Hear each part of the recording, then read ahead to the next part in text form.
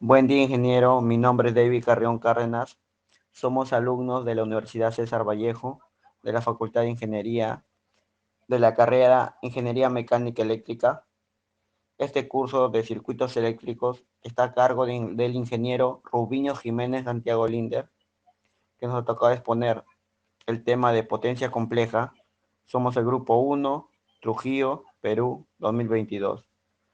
Los integrantes: Carrión Cárdenas David Leiser, Díaz Acuña Dilmer, Fernández Paucar Jorge, García Tábara Jaime, Rojas Gutiérrez Gerson, Solís Chávez Julio César, Valdés Ruiz Jersey José, Vera Valencia Javier José.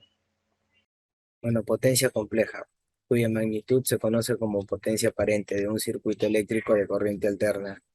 Es la suma vectorial de la potencia que disipa dicho circuito y se transforma en calor o trabajo, conocida como potencia promedio, activa o real.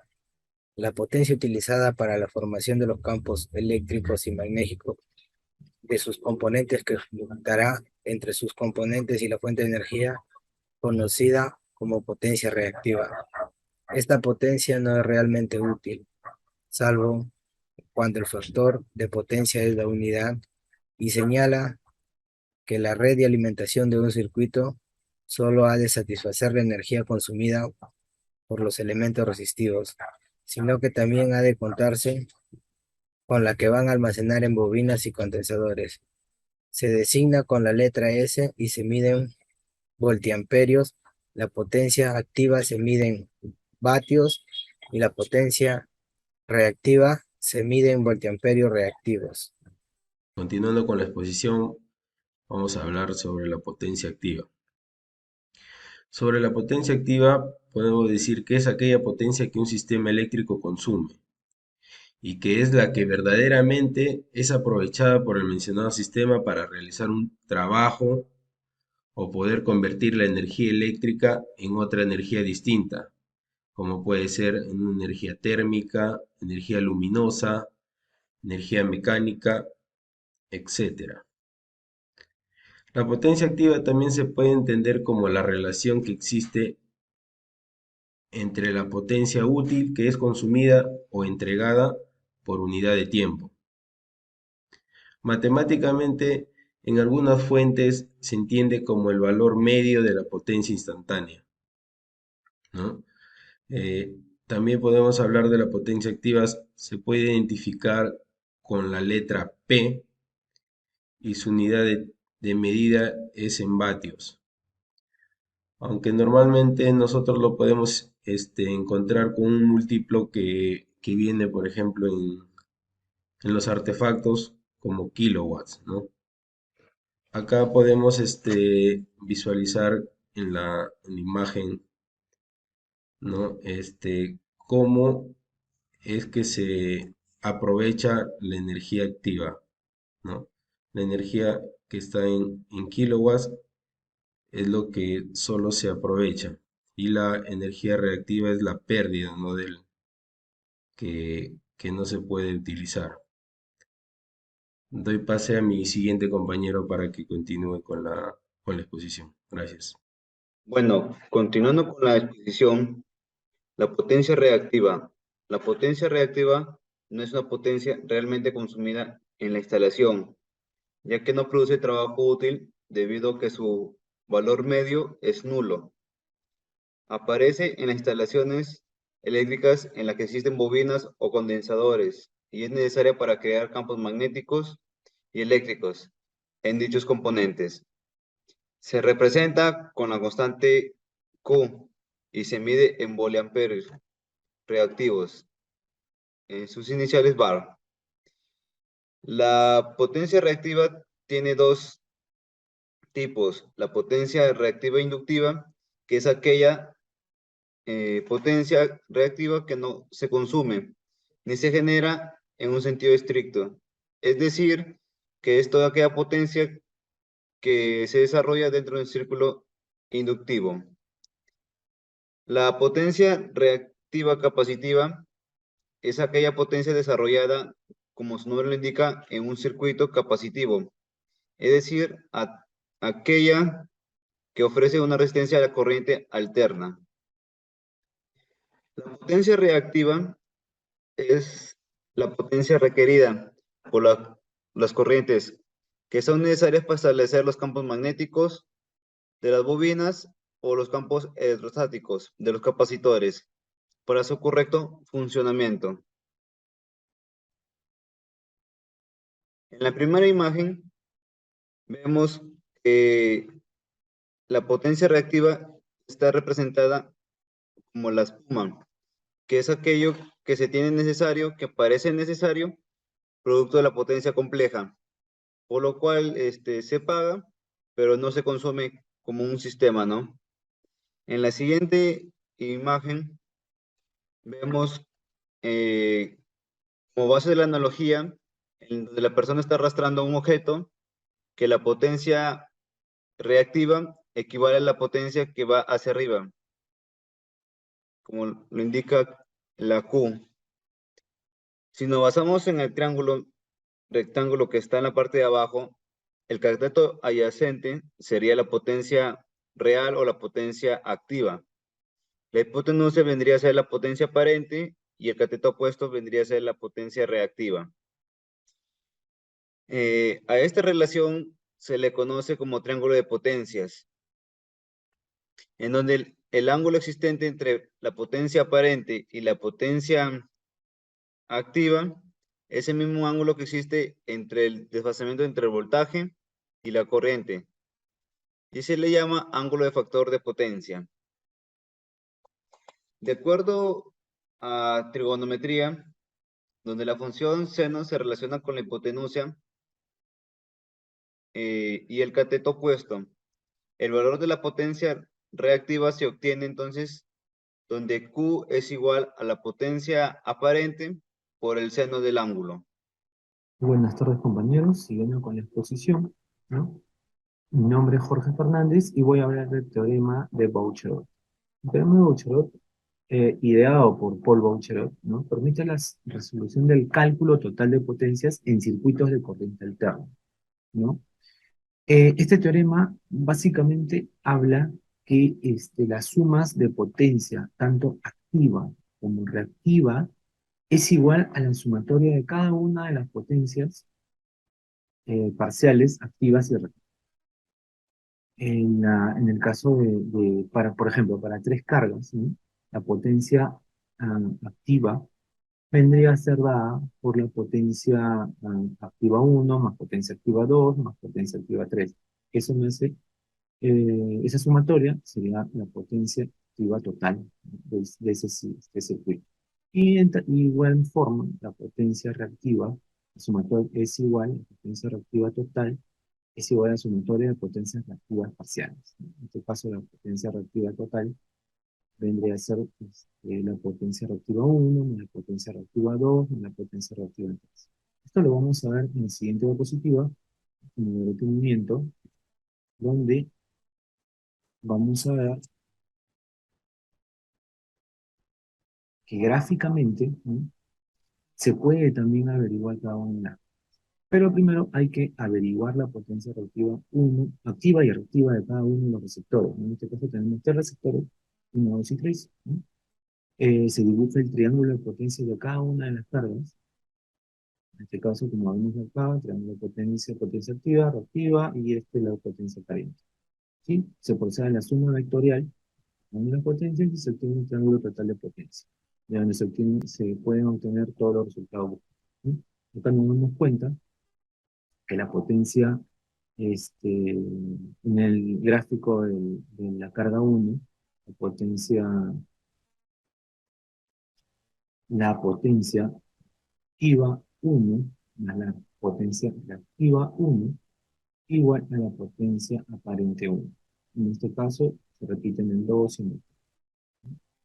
Esto lo vamos a poder entender mejor en el siguiente gráfico, con el siguiente ejemplo, ¿no? Por ejemplo, de un cuadro secundario de distribución de un local comercial, parte una serie de cargas con las siguientes características.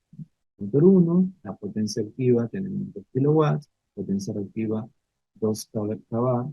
Este es inductivo, en motor 2, un 5 kW, y en potencia activa, en potencia reactiva, 7 kW, ¿no? Inductivo.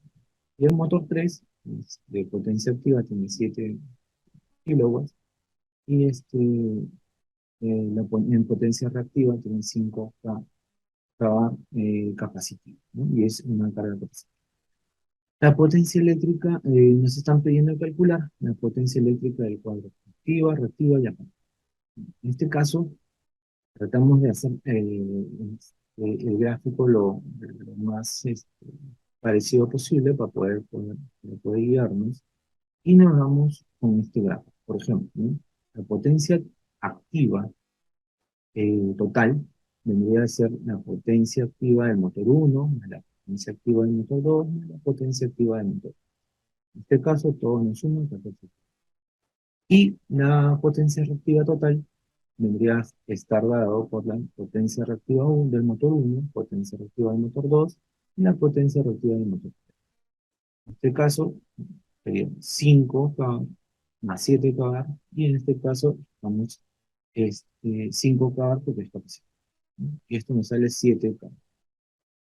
Teniendo estos datos, si así, teniendo estos datos, tenemos la potencia aparente. Vamos a ver como es una potencia aparente, la llevamos de forma compleja y utilizamos la fórmula que tenemos acá, raíz cuadrada de potencia activa total al cuadrado más la potencia reactiva total al cuadrado, ¿no? Y esto nos daría una potencia aparente de 15.6 kilovoltios. Es bien simple de aplicar teniendo todos los datos, ¿no? Acá gráficamente, solamente para terminar, gráficamente lo podemos ver, ¿no? Graficado que la potencia activa 1, la potencia reactiva 1, la potencia aparente 1. Si se dan cuenta, la sumatoria vectorial de la potencia activa 1 más la potencia activa 2 más la potencia activa 3, gráficamente igual nos sale la potencia activa. En este caso, la potencia reactiva 1 más la potencia reactiva 2, y le restamos la potencia reactiva 3. ¿No? En este caso, si se dan cuenta, gráficamente también nos sale la potencia reactiva total. Y con estos dos datos, hallamos la potencia aparente total, que es el método. Bueno, hoy pasé a mi compañero para que siga con la exposición. Muchas gracias. Buenas tardes, profesor. Buenas tardes, compañeros. Mi nombre es Dilmar Díaz Acuña. Continuando con la exposición, voy a hablar acerca del factor de potencia. El factor de potencia es una medida de la eficiencia o rendimiento eléctrico de un receptor o un sistema eléctrico. Como receptor podemos tener un motor, un horno, cualquier circuito eléctrico. Por lo tanto, el factor de potencia es el cociente de la relación de la potencia activa entre la potencia aparente. Como sabemos, la potencia aparente, que está representado por S, es igual al voltaje por la intensidad.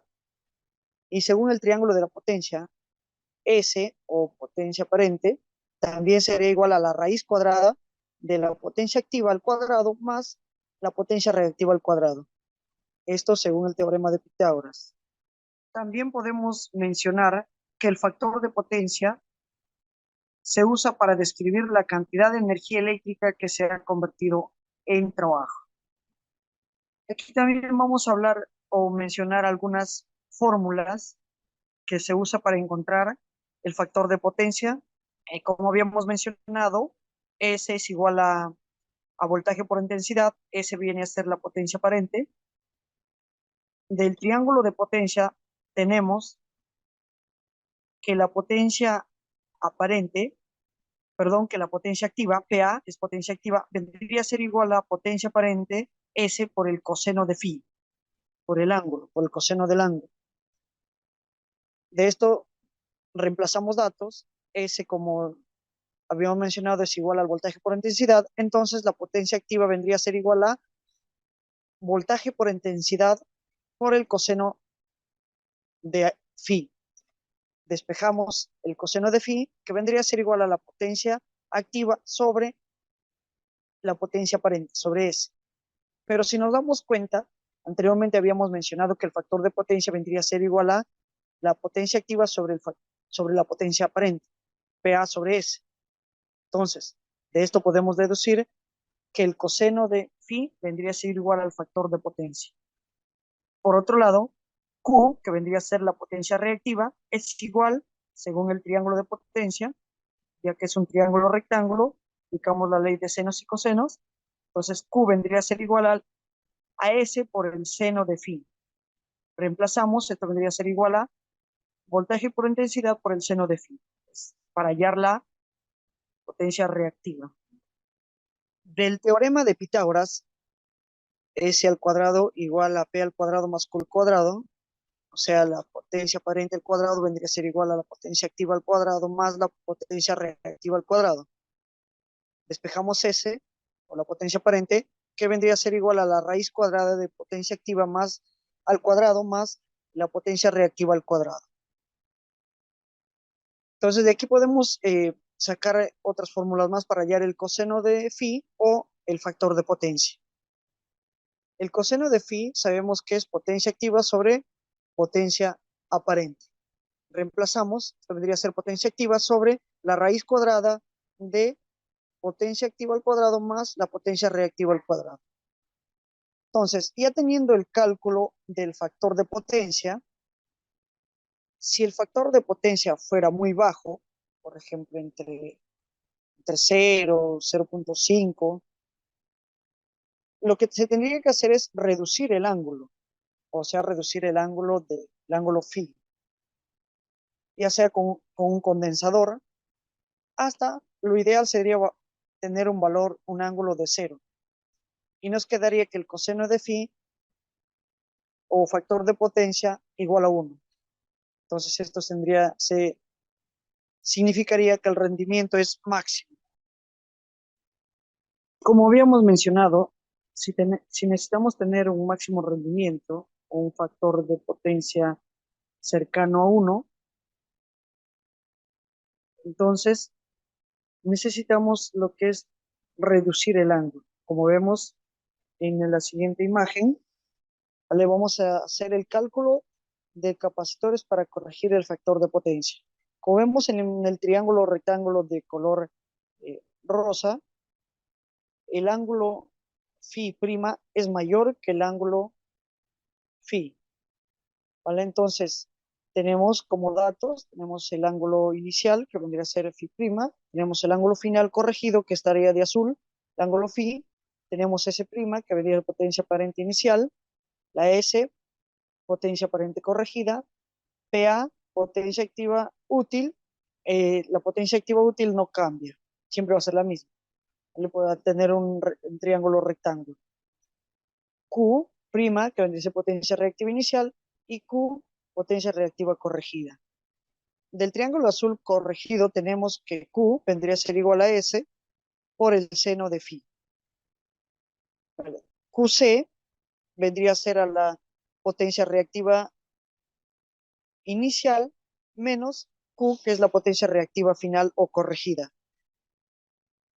La potencia reactiva del condensador a colocar en paralelo estaría dado por C, UF, que es microfaradios, que esto vendría a ser igual a QC, que es la carga del capacitor, sobre U al cuadrado o voltaje al cuadrado, que multiplica a 2pi por la frecuencia, y esto multiplicado por 10 a la menos 6 para que nos salga el resultado en microfaradios. Con esta fórmula podemos encontrar la capacidad del condensador a emplear en cualquier circuito si deseamos corregir el factor de potencia o que se aproxime a 1. Esto se hace, como vemos en la imagen, reduciendo el ángulo. Y para eso se emplea lo que es un capacitor o condensador. Eso sería todo de mi parte. Muchas gracias. Doy pase a mi siguiente compañero. Para finalizar, realizaremos un ejercicio, el cual tiene como enunciado el siguiente. Un motor de 5 HP con una eficiencia del 90% y un factor de potencia de 0.8 en atraso está conectado a una fuente de 220 voltios a 60 Hz. Determine primero el triángulo de potencias de la carga. El segundo, el capacitor que debe conectarse para hacer una corrección del factor de potencia a 0.95 en atraso en el sistema después del factor de potencia. Y finalmente los cambios de corriente. Ahora, ¿qué datos tenemos? Primeramente tenemos P0, que vendría a ser los 5 HP. Tenemos la eficiencia, tenemos el factor de potencia inicial, el voltaje y los Hz con lo que trabaja el sistema. ¿Qué necesitamos hallar?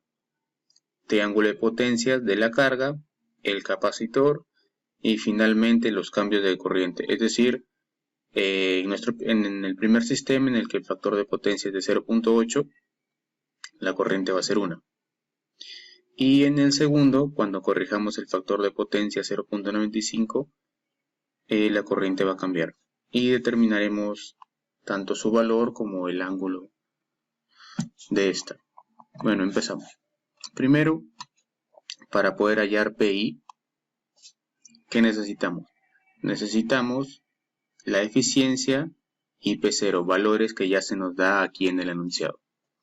Al resolver, tenemos que PI es igual a 5 por 746, que vendría a ser un HP, sobre la eficiencia, que es el 90% por sobre 0.9, obteniendo que PI es igual a 4144.44 watts.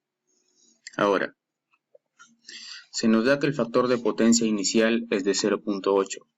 Necesitamos hallar el ángulo de este factor de potencia. ¿Cómo hacemos? Para encontrar el ángulo simplemente es coseno a la menos 1 de 0.8. Aquí encontramos el ángulo que vendría a ser 37.86 en adelanto. Ahora, para hallar la potencia reactiva, ¿qué hacemos? Multiplicamos PI por la tangente del ángulo ya encontrado anteriormente, donde tenemos que la potencia reactiva vendría a ser 3221.71 bar. Ahora, para encontrar la potencia aparente, es la suma de los cuadrados de la potencia activa más la potencia reactiva, que vendría a ser 5249.36. Aquí podemos ver el triángulo de potencias, que es la primera incógnita que se nos pide. La potencia aparente, que vendría a ser 5249.36, y la potencia reactiva, que vendría a ser 3221.76, y el ángulo de 37.86. Este es en nuestro primer caso. Ahora lo que se nos pide es corregirlo y a un factor de potencia de 0.95. Ahora, aquí está el siguiente paso. Debemos corregir el factor de potencia 0.95, en donde el ángulo vendría a ser 18.19. Seguidamente, hallamos el capacitor que debe conectarse a la carga para obtener el factor de potencia 0.95. La fórmula vendría a ser PI por la tangente del primer ángulo menos la tangente del segundo ángulo. Es decir, la tangente del, cuando el sistema está con un factor de potencia de 0.8, menos la tangente del ángulo cuando el sistema está con un factor de 0.95, el cual es el deseado, sobre el voltaje al cuadrado por 377. Nos da un valor de 95.37 microfaradios. Aquí en el segundo diagrama podemos ver el triángulo de potencias corregido con el segundo ángulo.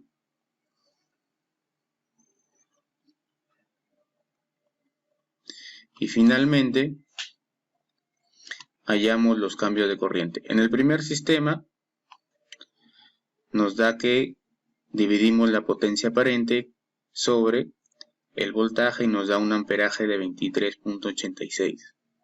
En el segundo dividimos la segunda potencia aparente, la cual es 3907,